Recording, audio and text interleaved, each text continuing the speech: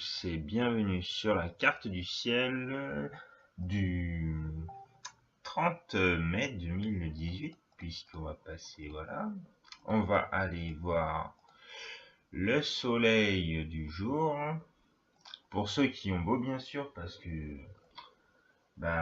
j'espère qu'on va avoir beau aujourd'hui, mais c'est pas gagné, avec ces intempéries, l'orage qu'il y a eu hier, à Paris et puis en Mayenne aussi, avec de l'orage, peut-être pas à Laval, mais vers Mayenne, Goron, tout ça, il y a eu pas mal d'orage, oui.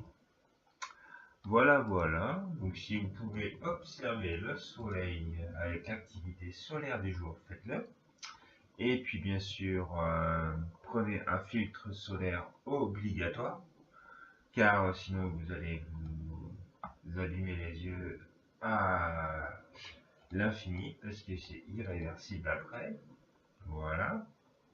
Ensuite, au coucher du soleil, vers à peu près 21h30, vous pouvez observer Vénus.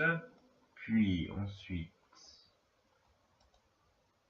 Vénus, là, quand elle sera à l'horizon, vous verrez, comme d'habitude, Vénus. Mais vous la voyez mieux quand elle va dans la nuit. Voilà.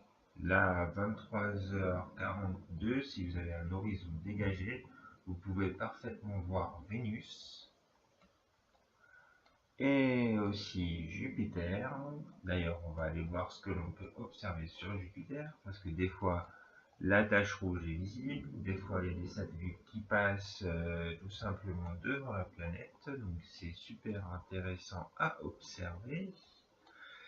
Et là, malheureusement, à cette heure-là, parce que dans la nuit, vous voyez forcément une planète, un satellite passer devant ou la tache rouge passer, mais à cette heure-là, à minuit moins le quart, il n'y aura pas de tache rouge ni de planète à passer devant. Vous verrez juste la planète Jupiter et ses satellites comme Io, Ganymède, Europe et Callisto. Puis après, vers à peu près, pas même au même moment, elle est à ras l'horizon, à minuit moins le quart. Ce sera toujours la pleine lune.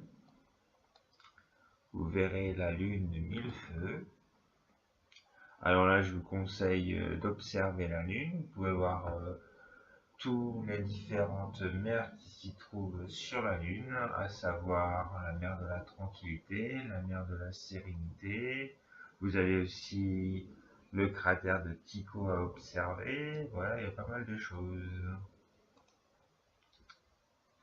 Puis bien sûr, vous pouvez mettre des filtres pour, comment dire, si vous observez la lune sans filtre, elle va vous flasher, ça va vous faire mal aux yeux. Vous pouvez l'observer, parce que moi j'ai déjà observé la lune, la pleine lune. Mais il est vrai qu'elle flash. Et si vous mettez un filtre lunaire, et ça filtre la lumière du soleil. Parce que c'est le soleil qui reflète sur la lune et ça filtre la lumière. Et du coup, on voit plus les détails de la lune. Voilà. Bien sûr, là, elle sera à l'horizon, donc elle sera peut-être un peu colorée. Et puis, un peu jaunâtre, on va dire. Bien sûr, entre deux, vous avez des étoiles filantes à passer dans le ciel. Ça, c'est tout à fait normal. Et puis, vers à peu près, moi je vous dis 1h du matin, voire 1h30, vous pouvez observer la pleine lune et là, elle sera toute blanche, puisqu'elle sera montée haute dans le ciel et là, elle sera de mille feux, la lune. Voilà, voilà. Et vous avez même Saturne à l'horizon, à 1h30. Saturne qui se lève, qui sera déjà levé, mais voilà.